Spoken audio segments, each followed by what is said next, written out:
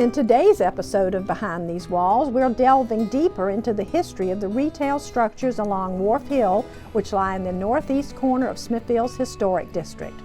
Long an area of trade and commerce due to its location on the Pagan River, Wharf Hill in the colonial era was witness to the exports of tobacco, lumber, and pork, as well as the imports of salt, spices, and housewares from foreign sailing ships. In the latter half of the 19th century, Wharf Hill's economic focus was driven by peanut processing and meat packing.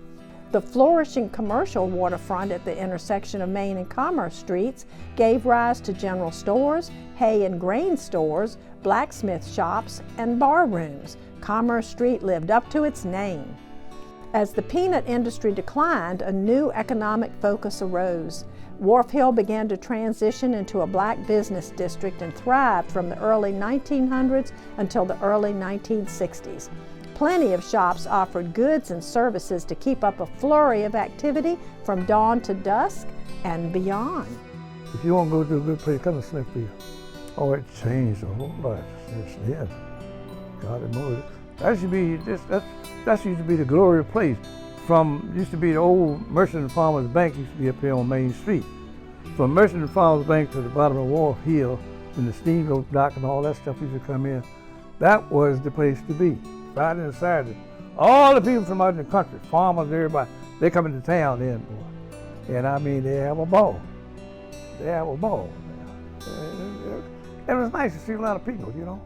A number of businesses were noteworthy. From 1920 to 1930, Willie Shivers was the proprietor of the first supermarket and fish market at the bottom of Wharf Hill. James Porter later obtained the markets and operated them until the late 1950s. There were insurance businesses, an ice cream parlor, and several funeral homes. At the bottom of the hill were a furniture store and taxi business, and there were multiple barber shops. Turnover was prevalent, but residents remember some of the businesses which thrived along Wharf Hill. Oh, you had the cleaners, booth cleaners, you had the L.W. Herring Funeral Home, you had the shoe shop, then you had Times Funeral Home, and after the funeral home, what was it? Ballads, Beauty Paul, yeah, name it Ballads. And then you had Paradise Inn with my heart in the restaurant. They would come and go, come and go. Smithfield Shoe Repair was established in 1933, but it was an anchor along Wharf Hill beginning in 1946. Established by Jesse Tynes and Ashlyn Wilkerson, it was the place for new soles and other repairs back when shoes were more durable than they are today.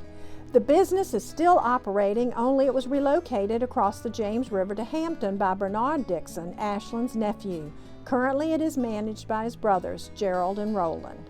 My uncle had that shoe store, and he would fix shoes, and I don't know how old I was when I started shining shoes. Then once in a while I would go behind the counter and start putting on a few heel plates and maybe heels. But we had some old equipment, and but we made do with what we had.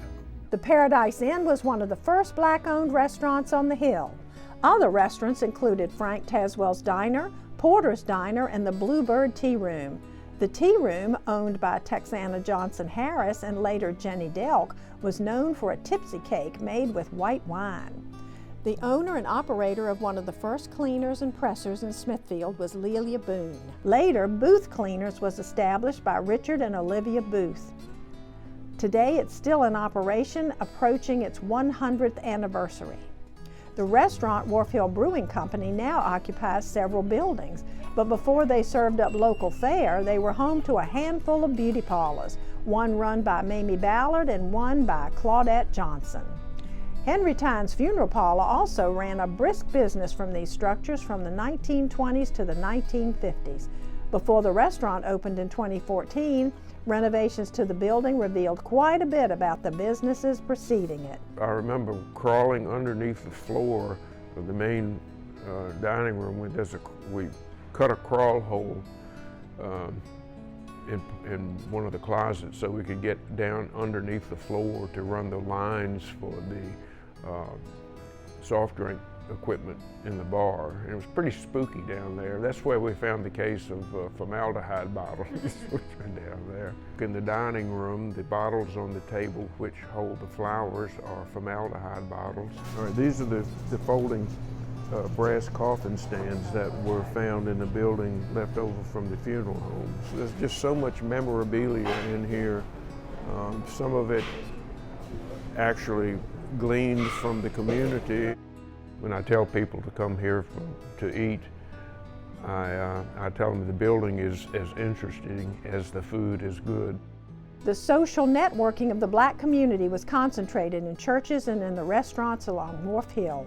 It also found a home in Elks Hall. Above Wharf Hill Brewing is the former location of the improved benevolent protectorate of Elks of the World. The Elks owned the 1906 building and rented the storefronts below to black businesses. Their 3,000 square foot upstairs hall featured space for live bands, dance space, and a fully stocked bar.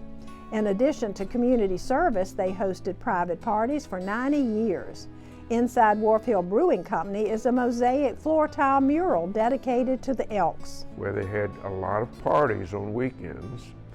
So there was always Friday and Saturday with a lot of cars parked along here, and you could hear the music upstairs and folks in and out. That was the place to be.